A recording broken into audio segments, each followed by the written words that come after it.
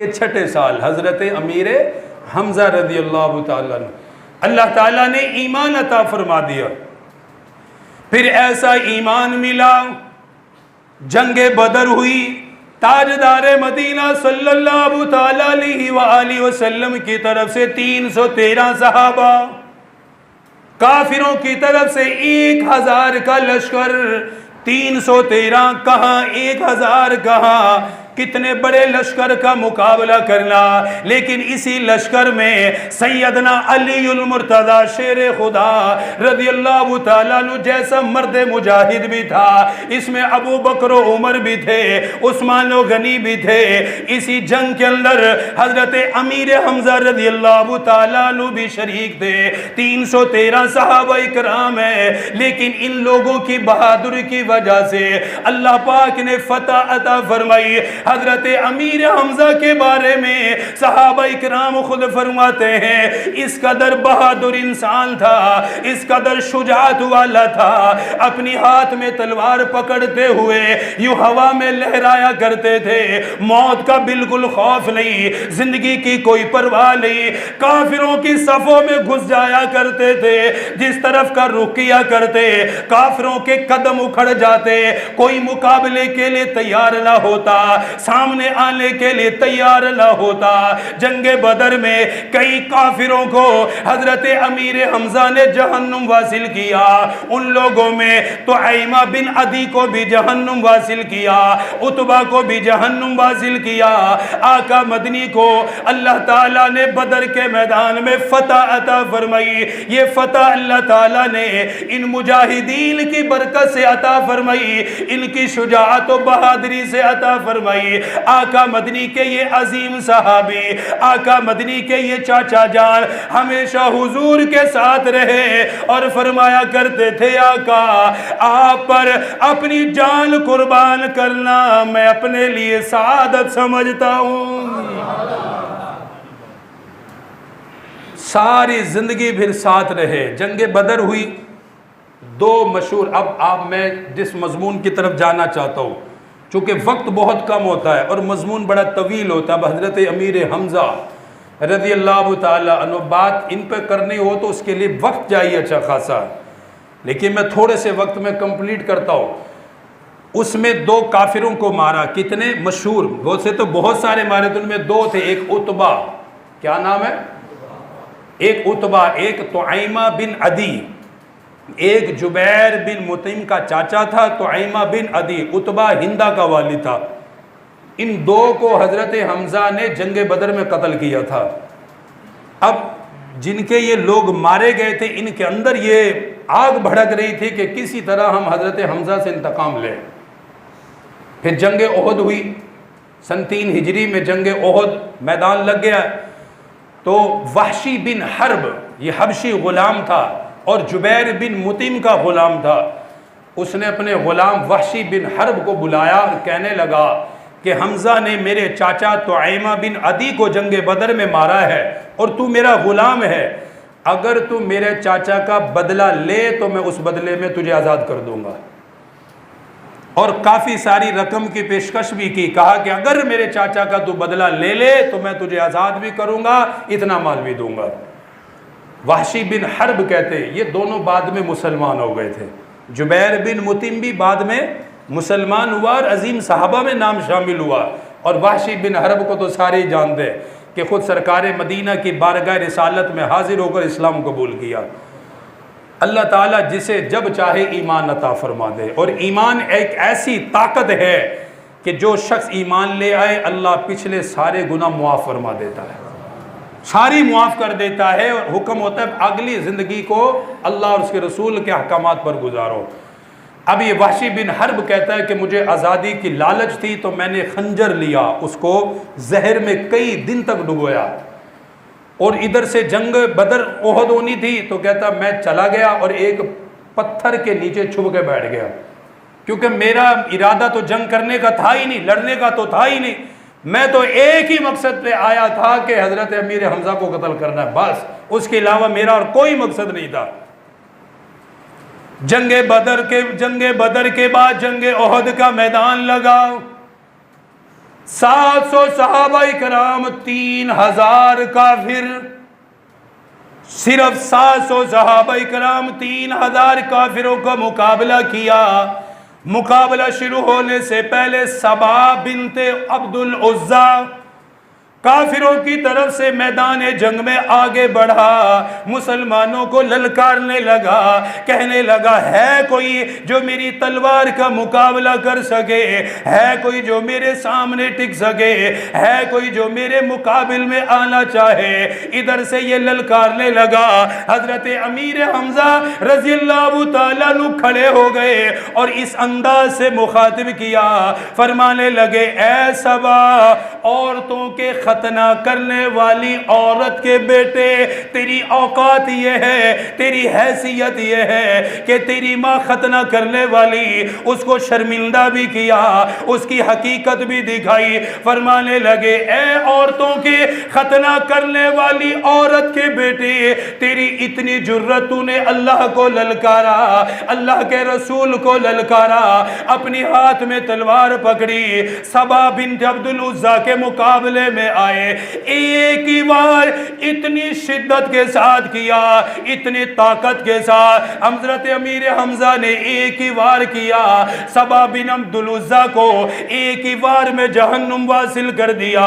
وحشی بن حرب خود کہتا ہے میں حضرت امیر حمزہ کو دیکھتا رہا، جس طرف بھی جاتا ہے 31 کے قریب کافروں کو حضرت امیر حمزہ نے اکیلے نے جہنم واصل کیا، 30 سے زائد لوگوں کو حضرت امیر حمزہ نے اپنے ہاتھوں سے قتل کیا، جو اسلام کے خلاف آئے، اللہ کے رسول کے خلاف آئے، اتنی شجاعت کے ساتھ لڑتا رہا۔ ایک وقت ایسا بھی آیا، وحشی بن حرب بھی ڈرنے لگا، اس مرد پہ کیسا مقابلہ ہوگا، اسے میں کیسے قتل کروں گا۔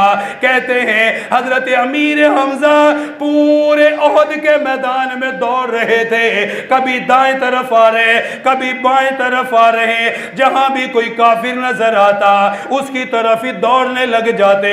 فرمایا حضرت وحشی بن حرب کہنے لگا حضرت امیر حمزہ میرے قریب آئے، میں اس پتھر سے نکلا، میں نے کمر کی جانب وار کیا، اتنے زور سے میں نے وار کیا، وہ خنجر ناف کے ذریعے سے باہر نکل گیا، آر پار ہو گیا۔ حضرت امیر حمزہ چند قدم چلے، کیونکہ وہ زہر آلودہ تھا، چند قدم ہی چل پائے تھے، قدم لڑکھڑانے لگے۔ وحشی بن حرب کہتا ہے اسی حال میں حضرت حمزہ شہید ہو گئے۔ انا للہ و انا الیہ راجعون۔ جانا تو سب نہیں ہے، لیکن ان لوگوں کا کیسے جانا ہے یار۔ 31 کافروں کو مارا اور وہ بھی دھوکے سے وار ہوا تو شہید ہو گئے۔ اب جب شہید ہوئے تو پوری جسم اطہر کا مسئلہ کر دیا وحشی بن حرب نے، پاؤں الگ کر دیا، ہاتھ الگ کر دیے، سینہ پھاڑ کے اندر سے دل نکال دیا، ناک کاٹ دی، کان کاٹ دی، پورے جسم کا مسئلہ کر دیا، کیونکہ اس کی آزادی میں یہ شرط تھی کہ اندر سے دل نکال کے لانا ہے۔ اس نے یہ کیا، اندر سے دل نکالا اور سارے جسم کا مسئلہ کر دیا۔ جب جنگ ختم ہوئی، سرکار دو عالم صلی اللہ علیہ وسلم شہداء کو تلاش کروا رہے تھے، فرمایا میرا چاچا نظر نہیں آ رہا، کہاں ہے؟ جب تلاش کیا گیا، میں مختصر کرتا ہوں مکمل، کہ بتایا گیا کہ آقا آپ کے چاچا کی حالت تو یہ ہے کہ شاید آپ دیکھ بھی نہیں پائیں گے۔ رحمت دو عالم صلی اللہ علیہ وسلم تشریف لائے، جب اپنے چاچا کو دیکھا تو آنکھوں سے آنسو برسنے لگ گئے۔ ہاتھ ادھر پڑا ہے، پاؤں ادھر پڑا ہے، ناک بھی نہیں ہے، کان کٹے ہوئے ہیں، اندر سے دل نہیں ہے، سینہ پھٹا ہوا ہے۔ صحابہ کہتے ہیں کہ زندگی میں ہم نے حضور کو کبھی اتنا روتے نہیں دیکھا جتنا ہم نے اس موقع پہ روتے ہوئے دیکھا۔ اتنے رو رہے تھے کہ سسکیاں بند گئی اور زمین پہ بیٹھ گئے، کھڑے نہیں ہو سکے، زمین پہ بیٹھ گئے، رو رہے ہیں۔ فرماتے دور تک آقا کی سسکیوں کی آواز آ رہی تھی، اور حضرت حمزہ کو مخاطب کر کے فرمانے لگے اے چاچا آپ کی جدائی کا غم دل میں ہے، آپ کی وجہ سے دل غمزدہ ہے، اے میرے چاچا مجھ پہ جان قربان کرنے والے۔ बार बार नाम लेते रहे, आंखों से आंसू बरसने लगे। इधर से मदीना पाक में इतला हो गई कि हुजूर सल्लल्लाहु अलैहि वसल्लम के चाचा हजरत अमीर हमजा की शहादत हो गई। हजरत अमीर हमजा की सगी बहन सफिया, हजरत सफिया बिन्त अब्दुल मुत्तलिब वहां मदीना से दौड़ने लगी। आका मदनी को खबर मिली मेरी फूफी जान आ रही है, अपने भाई को देखने के लिए आ रही है। आका मदनी से रहा न गया कि मेरी फूफी मेरे चाचा की लाश को कैसे देखेगी। हाथ अलग नजर आएगा, पांव अलग नजर आएगा, सीना अलग नजर आएगा। इसलिए अपने फूफीजाद भाई हजरत जुबैर बिन अव्वाम को बुलाया।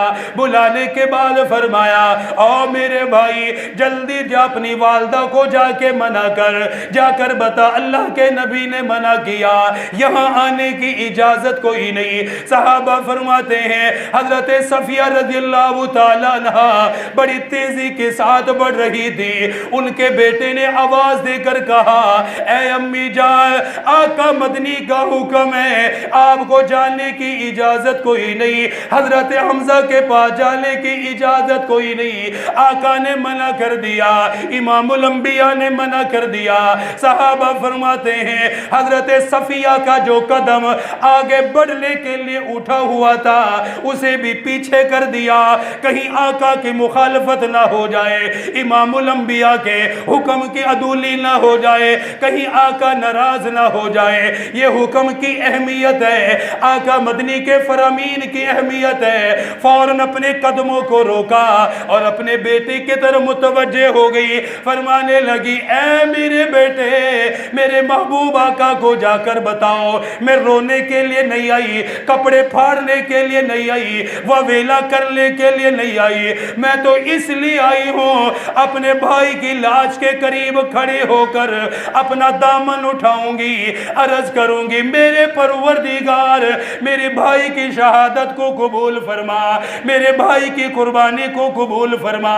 कहने लगी मैं गमज़दा नहीं, परेशान नहीं, बल्कि मुझे फख्र है मैं शहीद भाई की बहन बन चुकी हूँ, एक शहीद भाई मुझे मिला है। आका को जाकर बताओ, आका को इतला मिली आका आपकी फूफी दुआ के लिए आ रही है, अपने भाई को देखने के लिए आ रही है, अपने भाई की कबूलियत के लिए आ रही है। आका ने इजाजत अता फरमाई। हजरत सफिया ने अपने हाथ में कफन पकड़ा हुआ, उस बहन के दिल पे क्या गम होगा, अपने भाई का कफन भी लिया हुआ है। आका मदनी की बारगाह में आई, अपने भाई को देखा, हाथ अलग पांव अलग, सारा जिस्म अलग हो चुका है, बेसाख्ता रोने लगी। लेकिन फरमाया ऐ परवरदिगार मैं राजी हूँ, तूने मुझे ऐसा भाई अता कर दिया जो शहादत के इस मनसब पे फाइल हुआ।